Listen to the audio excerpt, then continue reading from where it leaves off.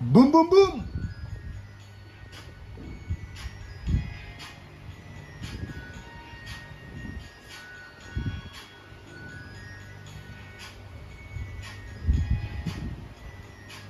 Magandang araw po sa inyo lahat mga kababayan ka-Pokemon. Tambay na po kayo sa ating showroom. Always open. Siyempre, tambayan po ng mga future Pokemon millionaire. Welcome na welcome po kayo. Bumili kayo o hindi, okay lang po. Okay lang po. Basta mapasaya po namin kayo. Let's go! Sabi ni Sir JF. Woo! Mga kaibigan! Have a nice day din po para sa inyo lahat mga kaibigan, mga kababayan ka-Pokemon mula po sa Luzon, Visayas, Mindanao at saka sa mga kababayan nating OFW at saka mga nasa abroad, mga naturalized citizens or ano pa man sa iba't ibang mga bansa. Kumusta po kayo? At tuloy-tuloy lang po tayo sa ating sealed investing, sealed collection, raw cards, graded, sa ating piniling path sa hobby na ito. Tuloy-tuloy lang po tayo mga kababayan ka-Pokemon. Have a good day po para sa lahat. Para sa lahat. Good vibes lang tayo syempre. So meron po nagtatanong sa atin ng Pokemon Center, Surging Sparks. Meron po akong isang display case. Pag sinasabi po nilang display case ay isang buo po. And ang Pokemon Center, 4 lang po sila na boxes sa isang box. Ayan, sa isang case. Sabi natin case, no? Yung case po ay may mga buong box po ng Elite Trainer box or booster box. So yun po yung tinatawag din ng case. Meron pong full factory sealed brand new units ang nandoon po sa loob po ng isang case box or display case, mga kaibigan. So yung Pokemon Center usually meron silang 4 na Pokemon Center Elite Trainer boxes, and then yung booster box po na case naman ay meron po silang more or less talagang exactly 6 units po yun. Exactly 6 units yung booster box. Booster box, exactly 6 units. Hindi po more or less, sorry. Ayan, kapag may nabawasan ng isa, ayun, alam nyo na, resealed na po yung case na yun. At meron po tayong, ayan, Elite Trainer box, regular display box. 10 po ang laman nun. Sa regular ETB, 10 po ang laman. Nabuksan na po yan at meron po yung halo-halo for safekeeping po sana yan, for long term. Pero bubuksan ko at ibibenta natin yung ibang mga products. I think I made wrong decision. Sana ang nilagay ko na lang dyan is Miraidon. Kasi marami akong Miraidon na base set. Sana ang nilagay ko na lang dyan is... So nagkamali ako eh. So ganun talaga, no? During those times, pwede ako mamili ng kahit na anong itago kong ETB. Pero ang tinago kong ETB is ayun nga po. Napalitan na rin yan kasi nga po nabenta ko yung iba. So nag-switch po tayo ng mga ETBs nung mga nakaraan, last year or 2 years ago. So ito po yung laman nitong ETB. Ni-reuse ko lang po ito. Ni-reuse ko lang po. Sana hindi na lang Temporal Forces ang nilagay ko. Sana Lost Origin na lang. And then more tapos nilagyan ko ng SB Red. Tapos nilagyan ko ng Stellar 2. So yun yung speculation ko na magandang mga set during those times. Sana ano na lang to, ano ba yan? Paldean Fate sana or 151. So ayan, yan po ang kwento. So based po sa nakasulat, unless na may binago po ako, yan po yung laman nito. So marami akong mga boxes na nagugulat ako na may laman pa pala. At hindi ko expected na may mga certain items ako na itabi. So I think that's a good thing in the future na kapag sinisikap ninyo magtago ng pakonti-konti at nakalimutan nyo, parang meron kayong regalo, ganon. So ito, hindi ko po alam na meron akong ganito. Binuksan ko lang kanina. So meron pala ako na itago mga magic Magic the God. Ayan, Magic Final Fantasy. So, natago ko pala yan. Okay lang. Okay lang. Benta natin mamaya ng bagsak presyo ulit. At ito po ay subukan kong ibenta. Siguro magbenta ko ng isang Lost Origin at saka isang Paldea Gold at saka isang Stellar. Tignan natin. At saka yung Coridon, benta ko rin. So, Temporal Forces. So, try natin buksan to, mga kaibigan. Magandang araw po. So, magre-release tayo ng ilang mga products natin. Mukhang gusto ko sana magbenta ron sa taas. Mukhang mahirapan ako magbenta kasi last piece ko na po. More or less, last piece na po natin yan. So, ang hirap pong mag-release. Lalo na, mayroon tayong maliit na expansion sa room. So, magkakaroon tayo ng expansion dito na maliit. So, kailangan natin mas maraming display para naman kapag bumisita kayo dito, ay mapasaya namin kayo kahit sa eye candy lang, kahit sa mata lang, di ba? Mapasaya namin kayo kahit sa mata lang, mga kaibigan, kasi medyo nakatago po yung lugar namin. Medyo may kalayuan talaga, especially po pag nanggaling kayo sa Manila, ibang atmosphere dito. Nasa ibang planeta po kayo. Para kayo nasa ibang planeta. Dito po sa area natin. So, yung isang ang pumunta dito nating customer, nagulat siya. Uy, meron pala dito ganito. Hindi nila alam na, ay, sa loob pala merong tayong Pokemon. So, ayun. So, we're trying our best na i-improve tong storage room natin, ditong showroom natin, para po sa convenience natin, syempre, and then para din po sa inyo. Para kapag pumunta kayo dito, hindi naman sayang. Basta importante ay may makita po kayo mga naka-display natin. Boom, boom, boom! At saka using natin yung mga cards natin dito. Yung mga cards natin, ilalatag ko. Maraming binder. Marami akong cards. Hindi lang talaga natin ma-showcase isa-isa. Kasi siyempre, nasa lifetime medyo mahirap. Aabutin tayo ng siyam-siyam. Boom, boom, boom! Comment naman po kayo. So, giveaway tayo ngayon. 200 pesos giveaway sa lahat na magko-comment. Sa lahat na magko-comment, 200 pesos giveaway tayo. At yung bubuksan ko yung Surging Sparks. Baka may gusto kayo ng Surging Sparks Pokemon Center. Benta ko po ng 19.5 better box. Tapos 18.5 may minor floss. Minor floss 18.5. So yan po yung Pokemon Center. Sa mga may gusto para hindi naman wasteful na bubuksan ko yung case tapos hindi na lang pa mabibili. So kahit dalawa sana mabili para babuksan ko siya. Kasi it's better siguro benta ko na yung case. Ang pinag-uusapan natin ngayon, yung mga case ng Pokemon, na meron po silang premium. Pag naka-box po silang ganyan, na hindi po binubuksan pa, na hindi pa natin alam kung ano po yung condition ng mga boxes, ay, ayan, parang fresh product pa siya. Hindi pa ako nabubuksan. O meron din siyang tinatawag na master case, na sa isang malaking box, sama-sama po sila ng cases doon. So, ayun po. Meron po silang premium. And ayan, syempre kung may premium, depende po sa mga collectors. May nagbabayad naman po sa US, may nagbabayad po ng premium. And dito rin po sa Pilipinas, may nagbabayad po ng premium. May dagdag patong on top of the price of the product. Halimbawa, for example po, itong Build and Battle. Sabihin natin 3,000 po ito, isang ganito.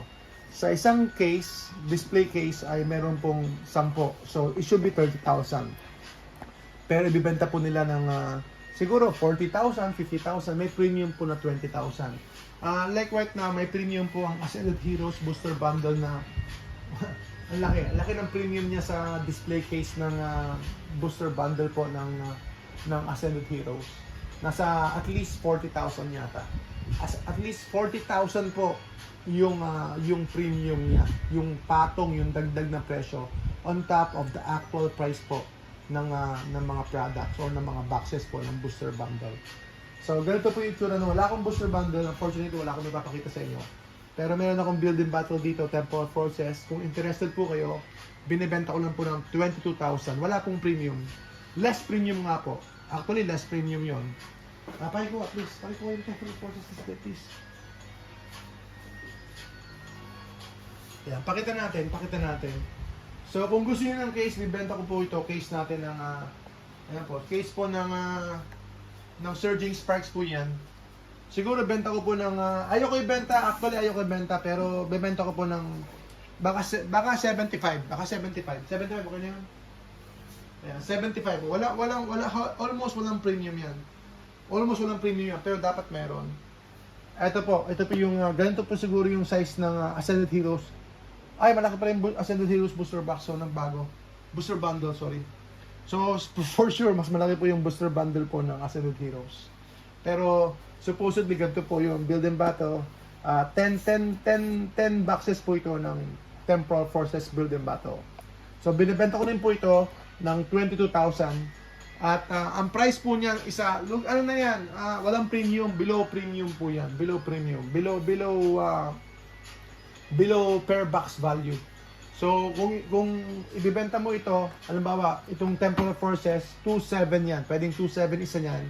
So, that's supposed to be 27. Mali yata ako sa 22,000. Mali yata ako. Ayan, buy nyo na po kayo, 2.5. 2.5 lang isa, bubuksan ko na to. Basta makabenta ko ng 5 ngayon, makukuha ko pa natin 25,000. Makukuha ko pa yung 25,000. So, ganito po yung case. Ano po ang opinion ko?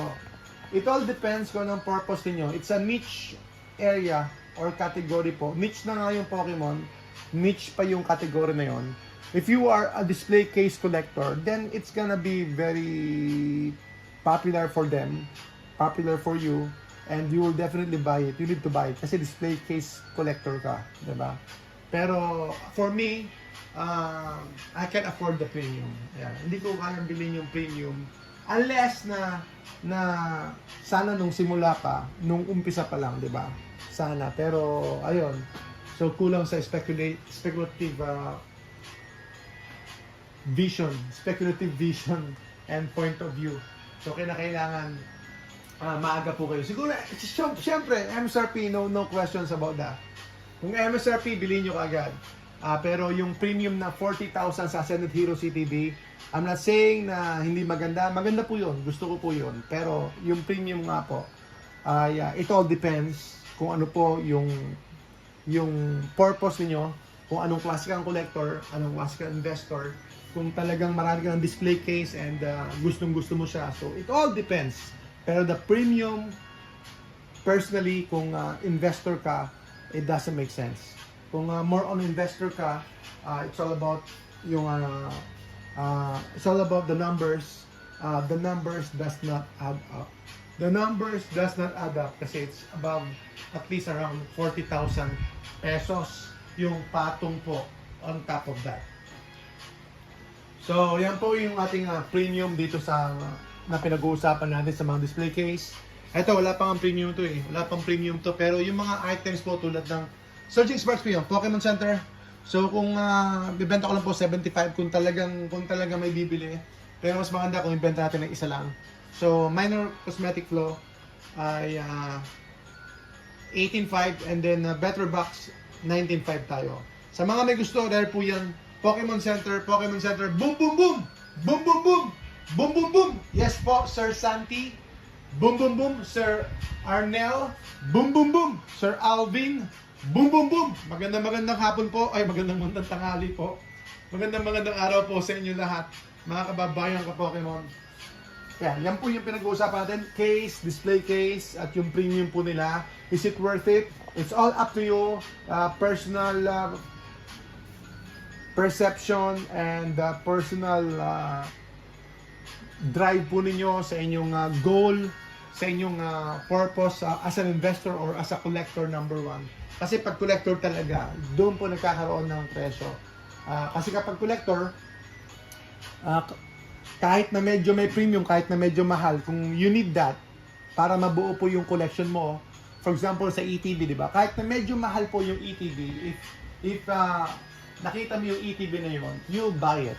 Especially po yung condition, gusto mo yung condition ng ETB, you'll buy it kahit na medyo malaki yung patong, andun ka na sa position na yun, kaya bibili mo yun kasi you need that as a collector. Pero kapag investor, basically investor, you'll see all numbers. Pag investor kasi more on numbers po, yung nakikita ninyo. Mga kaibigan. Kaya kung it's a hybrid, di ba? Collector investor. So it's up to you. It's up to you. But for me, personally, ay hindi ko po afford yung premium. Hindi ko po afford ng premium na master set and then display case. For me, hindi ko po afford. Ayan po, sabi ni Sir Sichiro, personal preference. Yes po, personal preference. Personal preference. At syempre, at the end of the day, kung meron kayong kwarto, you need to display it. Kapag ganito lang yung box, hindi siya dinidisplay. Ayan. Ako maluto ba ako pag may nakita akong ganito na unopened, sealed. Pero yung mga ordinary na tao na hindi nila alam yung Pokemon, pag nakita nila yan, it's just a box. It's just carton lang siya. Di ba? Hindi siya magiging valuable or wala siyang dating. Pero kapag ka nakalabas sa yung ETB natin, nakadisplay na ganyan, ayun, boom, boom, boom, di ba? May kulay, may dating, may character, mayroong presentation. Yes po, Sir Ray, maraming salamat po. God bless po sa inyo lahat. Boom, boom, boom! Salamat po, Sir RV. Yan, salamat po, Sir Ray. So, we're trying our best na kahit paano makapagbigay tayo ng opinion, suggestion, or mga ideas po. Generally speaking po, para lang po sa mga sa hobby or sa mga newbie, sa mga bago lang po, para makatulong po tayo. At sana makapulot po kayo araw-araw dito po sa ating live, mga kaibigan. So, ito maganda to pang wholesale, hindi masama. Yan, pang wholesale. At saka maganda rin po itong display case ng Build and Battle or ng booster bundle. Kasi nga po mayroong design. Unlike tong mga ganito, yung booster box ganyan lang siya, karton lang. And then yung ETB karton lang. And then yung ibang mga products ng Pokemon kahit na collection boxes, nakakarton lang sila. Ayun. Pero marami. Manood po kayo kay Alpha Investment, panay karton yun sa kanya. Yung kay Alpha Investment po, panay karton yun sa kanya. Nasa likod niya karton. Yung kanyang background sa kanyang vlog ay karton lahat. Boxes po lahat ng Pokemon or Magic or ng mga ini-invest niya mga products. Ayun, sa collector daw si Sir Ray, illustration daw po ang gusto niya. Illustration where boom boom boom! Isang magandang araw po sa inyo lahat mga kababayan ka-Pokemon. Ayun si Sir Jason. Ito gusto kong buksan. Kaya dips na po kayo. Kuha na kayo sa Pokemon Center para buksan ko po siya. Ayan, para buksan ko po siya at hindi po ako manghinayang sa isang case na bubuksan natin. Magbubukas po tayo niyan. Ito muna buksan natin. Baka may mag-dips po sa inyo. Benta ko itong Lost Origin. So, bilisan nyo na. Mag-dips na kayo sa Lost Origin. Try natin to.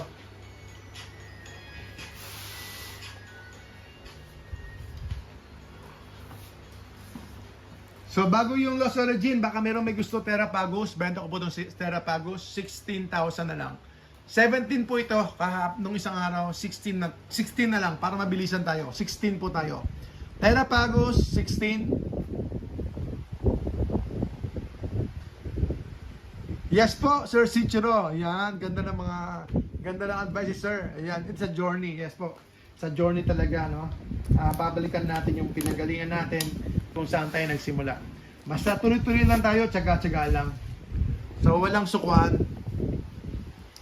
Ayan, si Sir Ivan interested daw sa ating surging PC.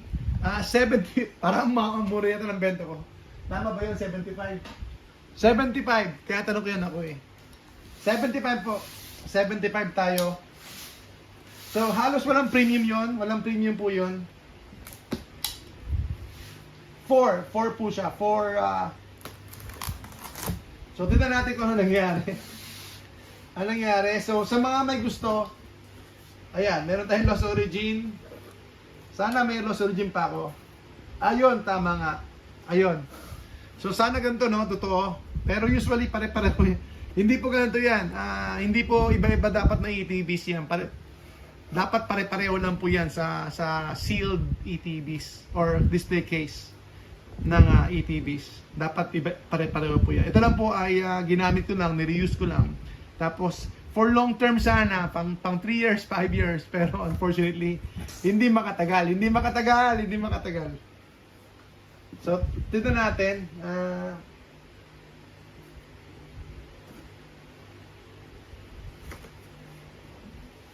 ilay niyo ng konting camera, please. Magandang tanghali po, Sir Eugene. Sa mga may gusto, dips na po kayo. Try natin itong, yung pinakamahirap yung sa una, yung unang box na kukunin natin.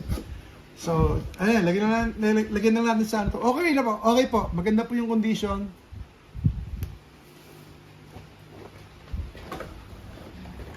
Malinis. Lagyan natin sa protector.